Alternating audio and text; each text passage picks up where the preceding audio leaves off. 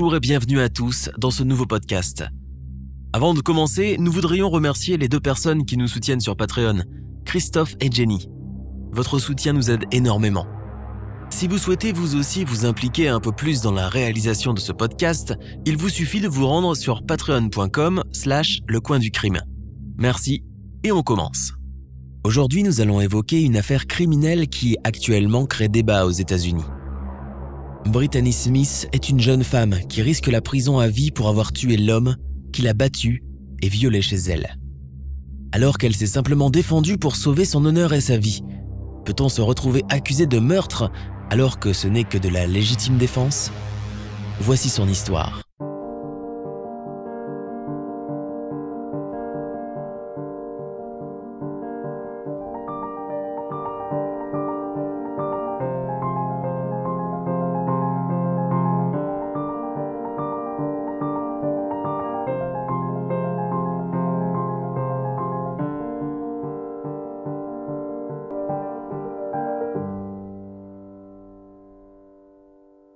En janvier 2018, à Stevenson, en Alabama, la neige tombe, mais Brittany Smith, âgée de 32 ans, a chaud au cœur. Avec son frère Chris McKelly, elle se dirige au McDonald's.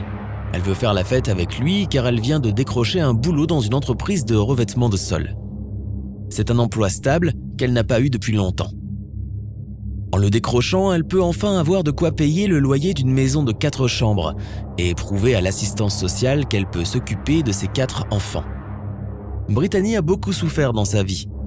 À l'âge de 20 ans, elle a perdu à la fois sa grand-mère qu'elle adorait et son petit bébé mort-né. Inconsolable et dépressive, elle s'est réfugiée dans la drogue.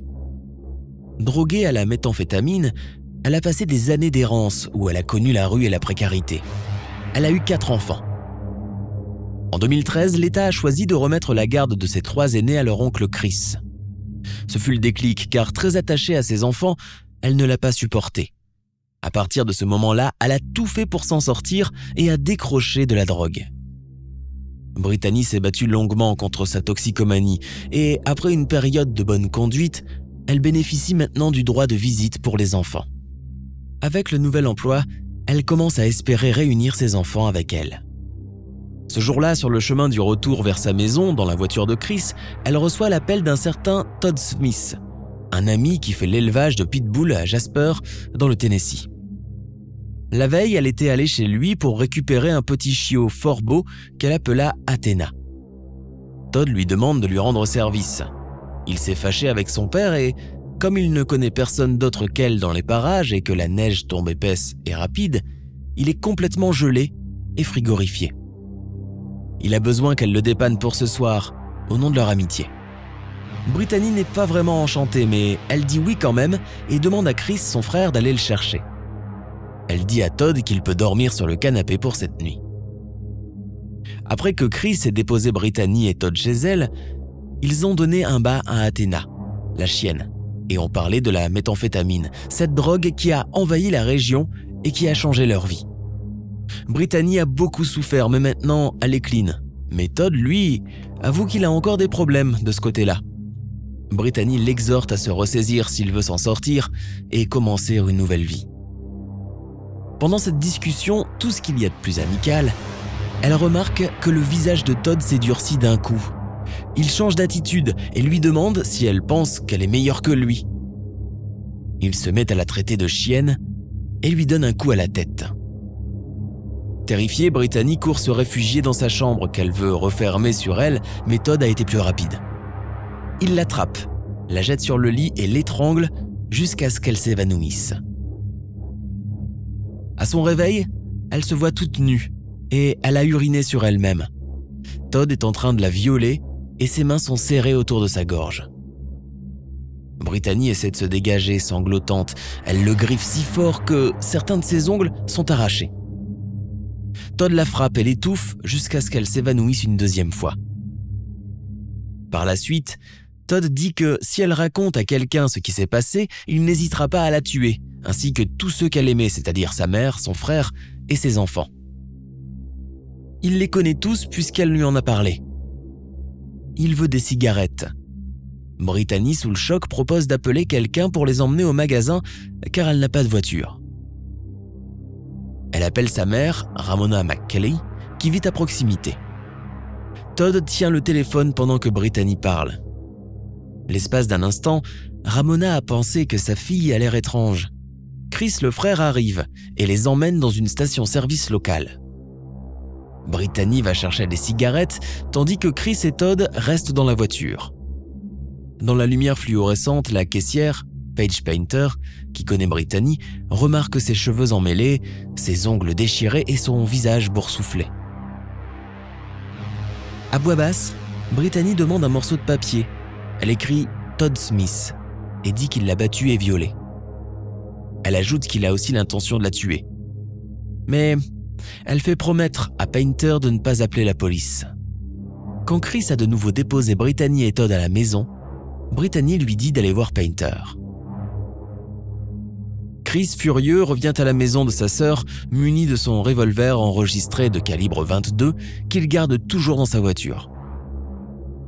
Il trouve Todd dans la cuisine. Chris tire un coup de feu dans le placard pour lui faire peur et demande à Todd de partir. Todd le nargue et lui dit qu'il n'a aucunement l'intention de partir. Chris pose alors le revolver sur la table et se met à pousser Todd vers la sortie. Mais Todd n'est pas dans son état normal. Il vient de prendre un cocktail de Xanax, d'amphétamine, d'alcool et de méthamphétamine. Et cela le rend plus fort. Beaucoup plus fort. Il prend le dessus sur Chris, met les mains sur son cou et commence à l'étouffer. Brittany accourt quand elle entend la bagarre. Elle voit Chris en train d'étrangler son frère, elle panique et prend le revolver.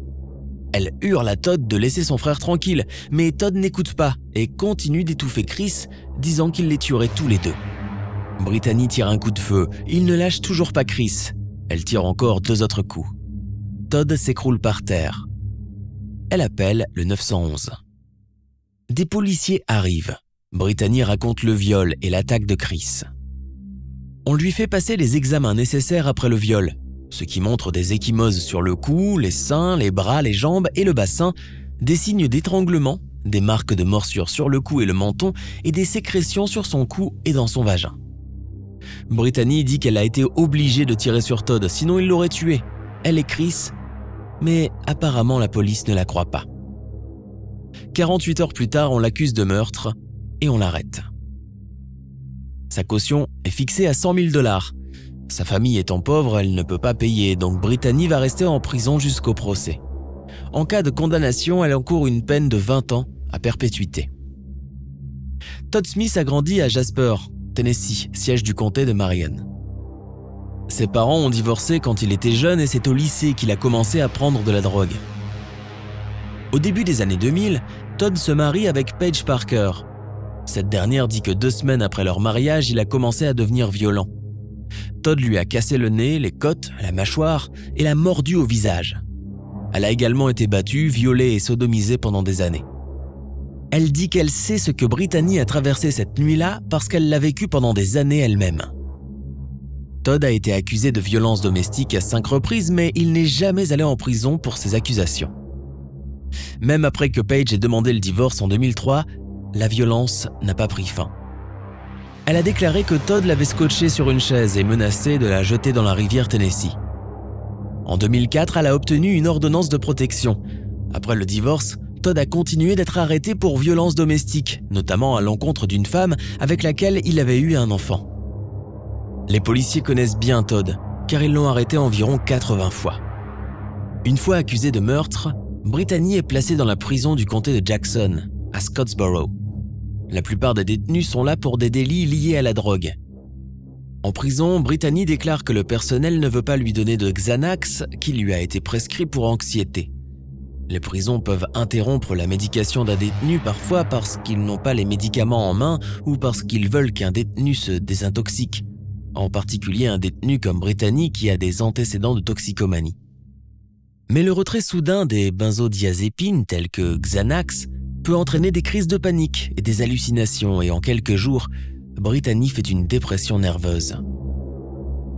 En avril 2018, Ramona, la maman de Brittany, hypothèque sa maison et obtient l'argent nécessaire pour faire sortir sa fille.